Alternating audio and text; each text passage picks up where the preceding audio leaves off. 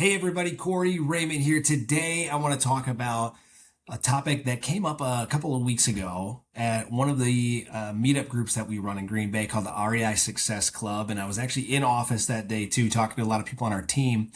And some interesting things came up. I was asking a lot of people, when was the last time that they did a deal?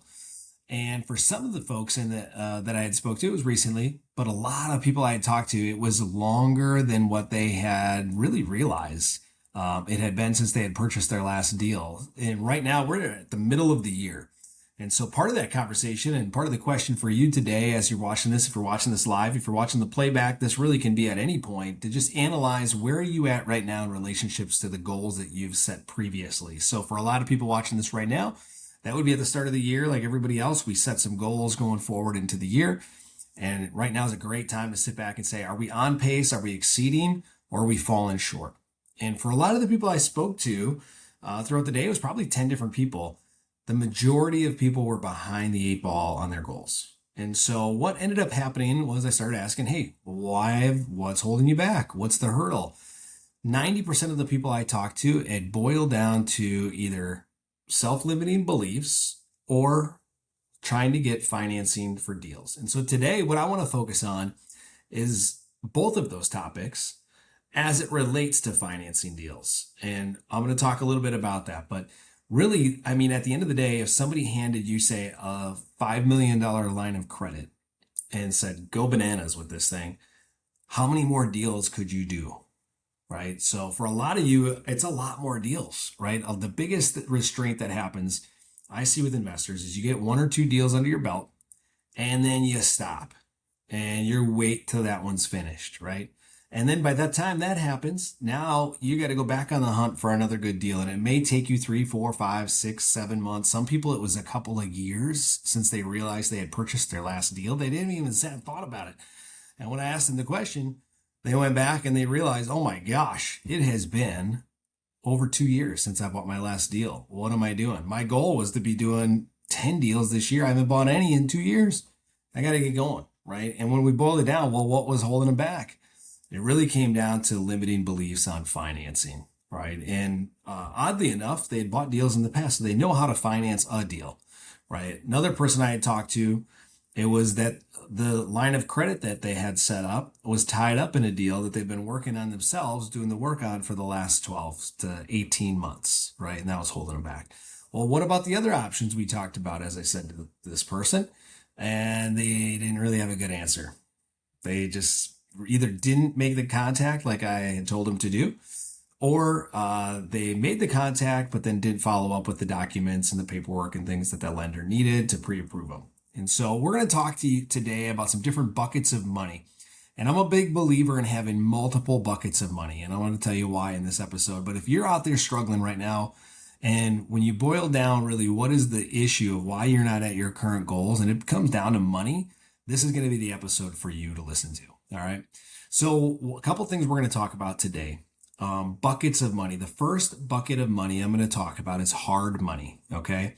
Hard money, for those of you that don't know, is usually it's a fund, or it's it could be a mom and pop shop. It could be, another investor who's giving you money for deals, and they call it hard money, but usually they're going to charge a pretty high interest rate. And they're going to charge usually some kind of fees, and they call them points. Okay. And so 1 point is 1% of the loan. So if you have a $100,000 loan, they're going to charge you a 1%. So $1,000 just to originate the loan. Not bad. A lot of commercial banks will do this as well. They'll just call it loan fees. It's kind of the same thing. Okay. But they might charge, like locally, the going rate is about 12% and 3 points is what you can expect to pay. If you're buying in Northeast Wisconsin using hard money loans, I know in different parts of Wisconsin, sometimes it's 15 and 5. So you would pay 15% and 5 points on your loan.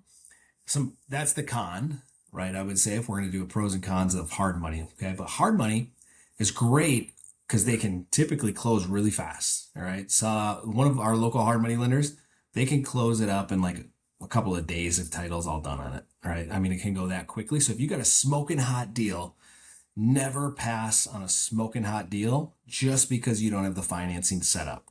Okay. So hard money is a bucket. If you do not have hard money currently set up, go do that today. All right.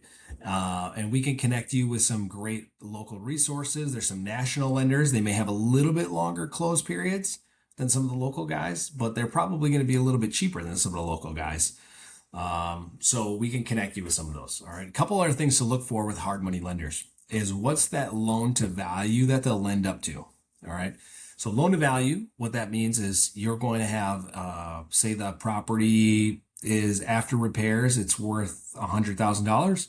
Locally, some of the lenders locally will borrow up to 65% of that number, meaning they will give you up to $65,000 for that loan. Now, you are also going to have to think about you may need some extra funds to cover any kind of rehab or anything over that 65%.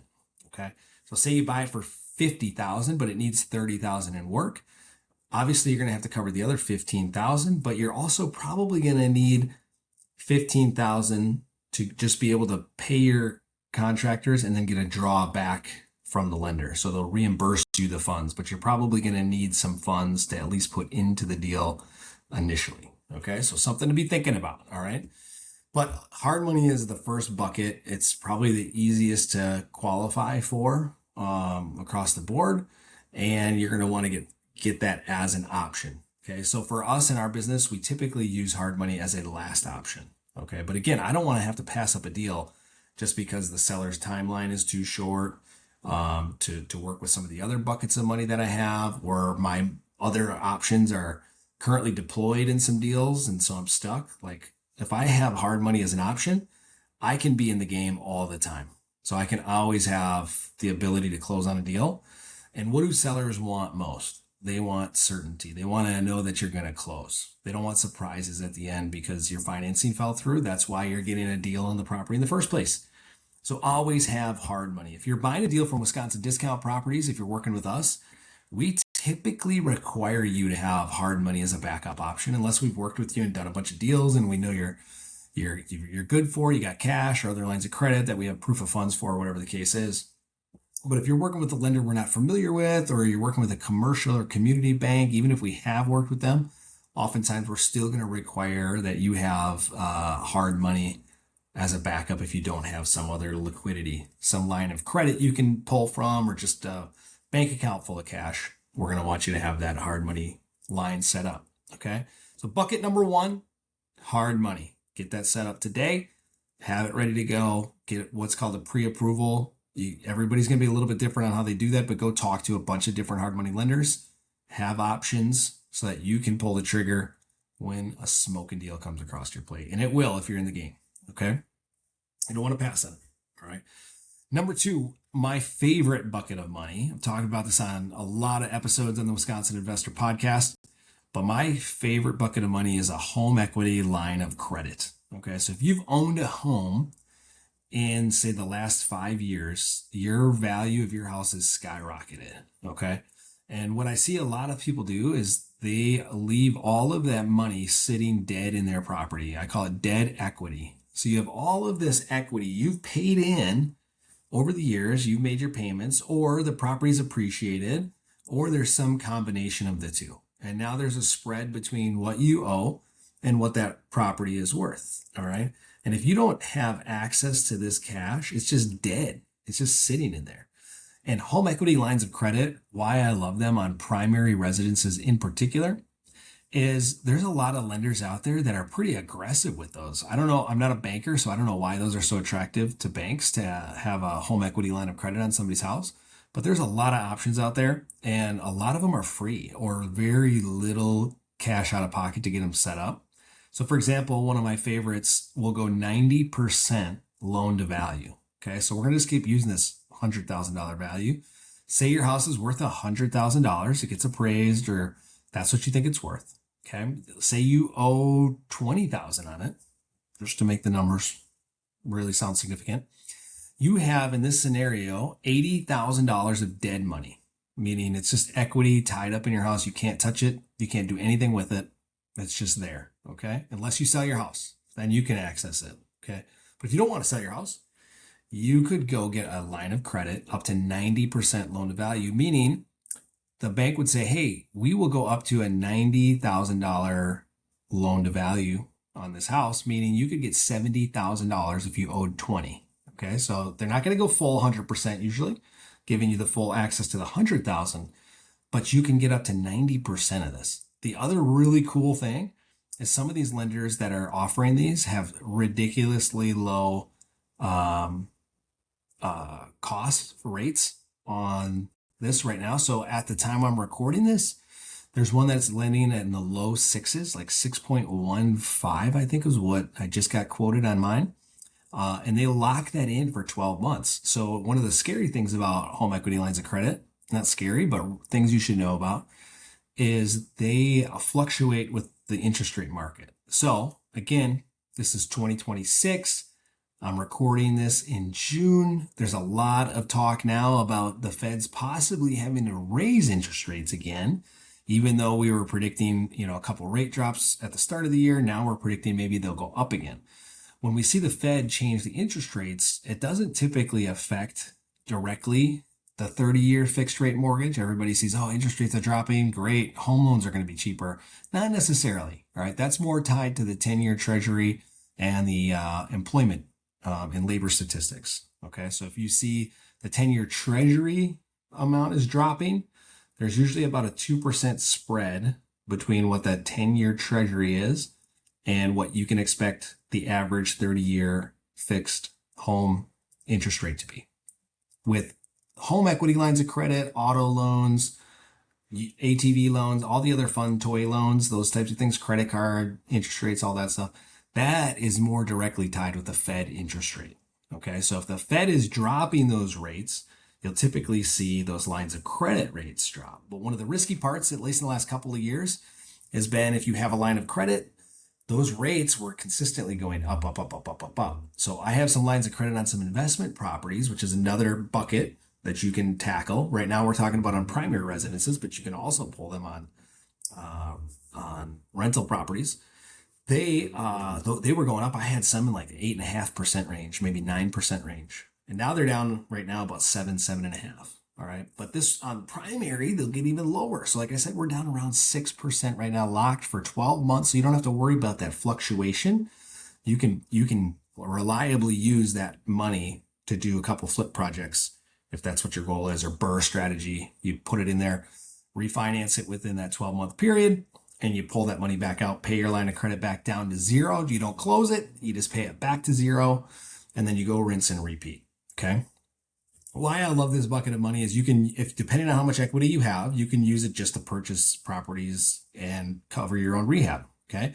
If you don't have that much equity, say, say the bank will give you $30,000 of a line of credit. It's great. It works great for that. Pairing that with your hard money loan or commercial lending, which is going to be the next one that we're going to talk about. Okay. So those are two great buckets of money. So number one, we have hard money loans. Number two, we have home equity lines of credit, not home equity loans, home equity lines of credit. Okay. Phenomenal tool. If you don't have one and you have equity, go get it.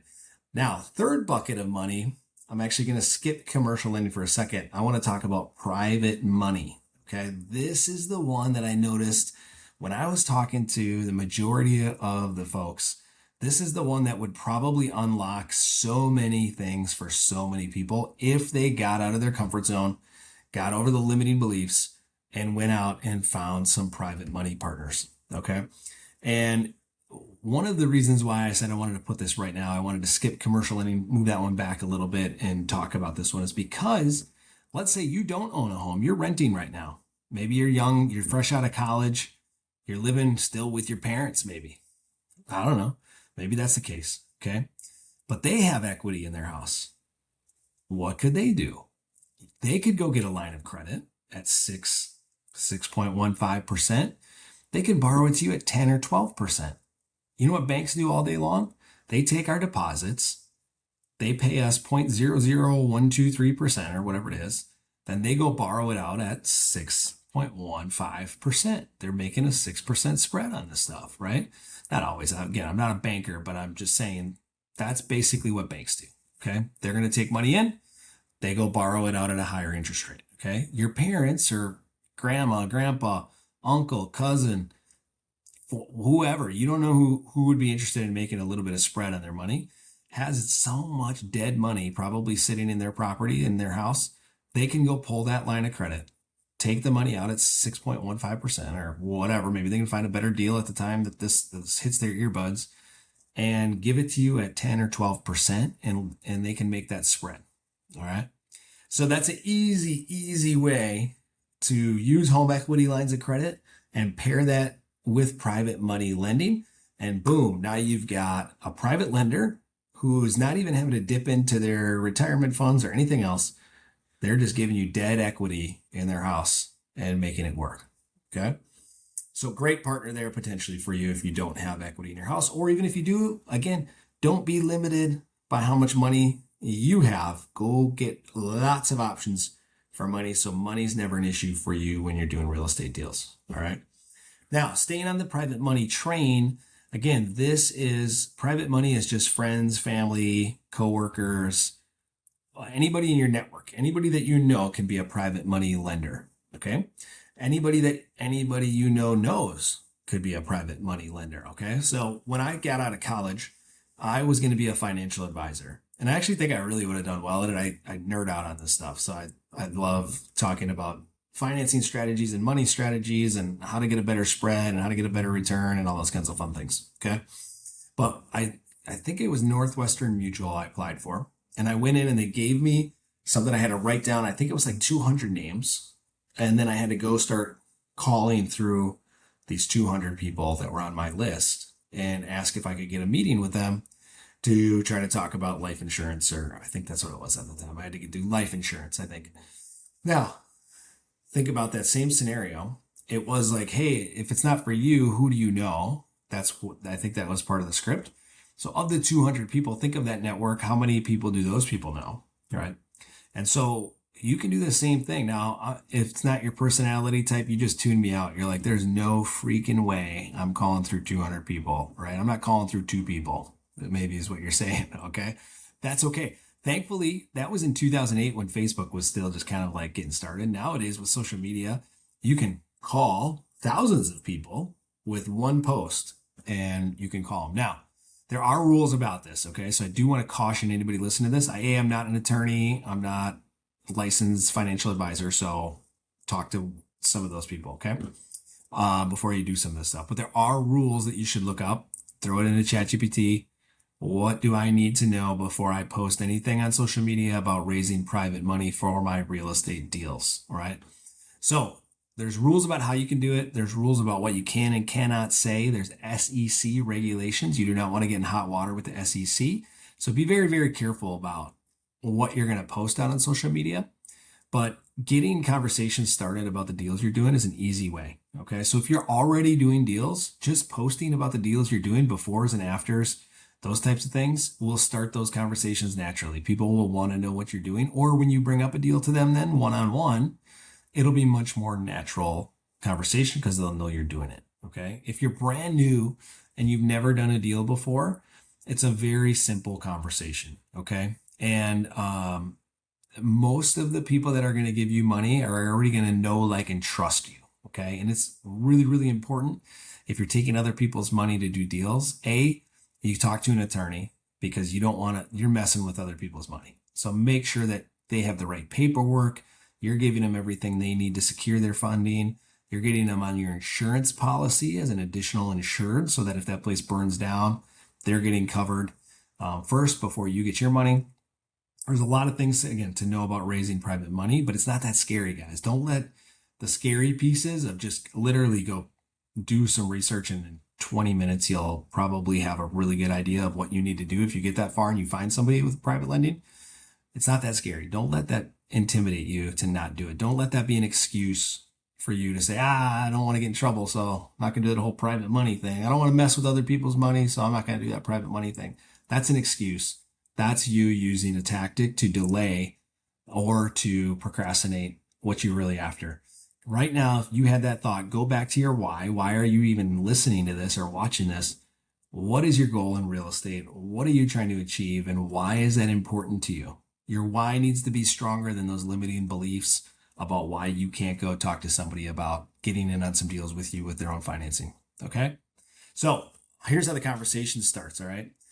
Hey, mom and dad. I don't know if you know this, but I'm getting started in real estate investing. I've got a couple flip projects I'm working on, getting under my belt. Do you know anybody that would have some money sitting around that's not really making a good return that would want to earn like 10 or 12% on their cash? Now, if mom and dad have some money, they'll probably say, well, sure, little Johnny, I got some cash laying around that it's just in a CD making 3% right now. How do I make this 10 or 12%? That sounds amazing. Okay. Then the next conversation is, well, I'm going to do a deal. And when I have a deal that I want to do, is that okay if I show you the deal and we can talk through it and see if it's the right one for you to maybe partner with me on it? All right. There it is. Easy peasy. Okay. Now, I said partner with. All right. I think of these private money lenders as partners in the deal, but just be a little bit careful with that when you're talking to people because they may think like 50-50 partner. You do not need to do 50-50 partnerships if you're borrowing money. Okay. Now that might work out for you. Actually, somebody in our office just was talking about borrowing some funds from me, but he had a friend that was interested in being a private lender for him. And I thought for his longevity and length in real estate, it would actually be better for him to work with that person. Because if that person really likes doing real estate deals with him, then he's got a lending partner for life, which is the other great part about private money is once these people start making 10, 12% on their funds, they will just keep begging you to keep doing more deals. They want their money to keep working and working and working. Okay.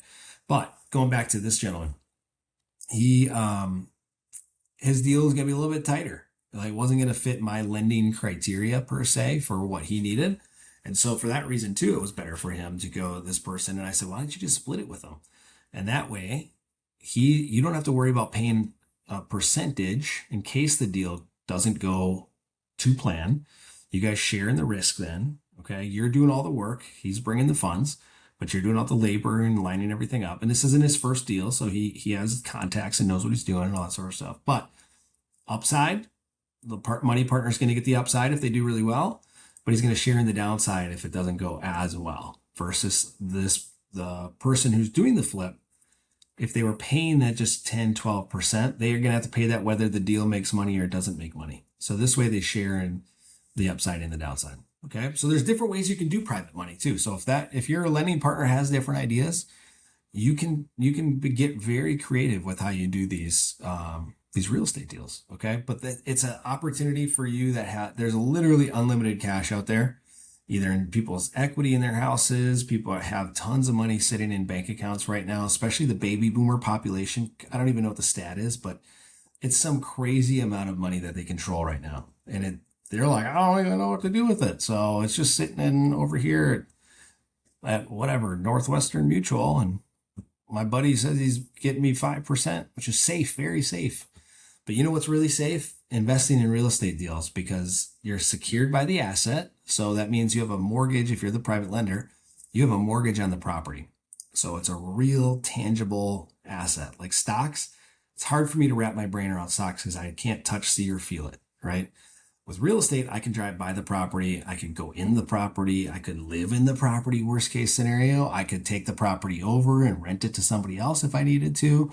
I could finish a flip if I needed to get my money back. There's a lot of options if I'm a private money lender to be secured. All right. Usually you give a promissory note. So on that promissory note that I make that person give me a personal guarantee, meaning that if this deal goes south and there's not enough equity there, you still owe me the money from your personal assets, right? So you're very secured that way. I would recommend you do that for your private lenders as well. You want them to be as secure as possible because, again, it might not work out perfect on your first deal or your second deal or your third deal. But if you stay in the game long enough, you're going to make a really good amount of money in this business and it'll all work itself out. Okay. The other piece of this is they need to be on the insurance, as I said earlier. So if the place burns down, they get their money back too. So they're insured. They have a mortgage. They have a promissory note. There's a lot of things to secure their money versus say you go just put it in the stock market and one tweet goes and their money's gone, right? And they have no control over it. They don't know the operators. It's like legal gambling. All right. Legalized gambling on Robinhood.com. or wherever they do their investing. All right. With you, it's going to be a lot safer. Okay. So private money, guys, is probably the biggest one to talk about. So we talked about hard money. We've got home equity lines of credit. We got private money. We got private money with home equity lines of credit. So there's a lot of options there. The last one I'm going to talk about today in today's video is commercial lending or community banks. Now, in Wisconsin, we're very fortunate that we have some community banks that are pretty aggressive. Now, I didn't know this, but in other places around the country, some states do not have access to community banks like we do. So what I mean by community banks, these are not credit unions typically. Credit unions I've found are maybe great if you have a property that you're holding as a rental and it's already really stable. It's a nice property. It doesn't need any value add type of stuff. They're typically going to be best for interest rates and terms and things like that. Okay. But community banks can get really creative on the acquisition side with value add properties. Okay. So for example, we have a community bank that we work with that works with investors. Typically you got to be experienced, but if you have good cash and a good W-2 and that kind of thing, they'll work with you as well. But they will do a after repair value loan at the time of purchase. So similarly to the hard money lender we talked about earlier, but they'll go up to 80% of that after repair value. So huge difference there. Their rates are typically competitive. So they're in that 6.5% to 7% range right now on an investment property loan. Tough to beat, right? And their loan fees are okay, right? You're going to have an appraisal fee. So that's different. They are going to need to get an appraisal on the property and they're going to charge you a loan fee. Right now, I think it's about $2,000 for the loan fee, no matter what the loan amount is. Now, if you get up into bigger loans, they may increase that fee. They may turn it into a percentage. But on normal stuff, usually it's just a flat $2,000 fee. Plus the appraisal fee, typically those are about $500. So you're looking at about $2,500 in fees, but you can get your entire project financed from them. Okay. So it's a huge advantage. If you have that, you're going to need time because appraisers are busy and it takes them time. That's usually the biggest thing that holds them up. Appraisers, you're probably 3 to 4 weeks out on an appraisal. And then when you get it back, and then sometimes they've been coming in low. So we've had to fight some of these appraisals to try to get the value that should have been there on the front end. And then that takes time. So it doesn't work for a deal that needs to close quickly, right? And this is why if you're working with a community bank and you want to do a deal with Wisconsin Discount Properties, we require that you have cash, a line of credit, or some hard money lending as a backup option, okay? But community banks are a huge resource. I mean, I've built most of my portfolio. I think we're up to about 160 rental units right now. Most of that, if not almost all of it, is either seller financing, which is a whole nother video we're not going to get into today, or it is community banks. And doing these type of after repair value loans has been an absolute game changer for me.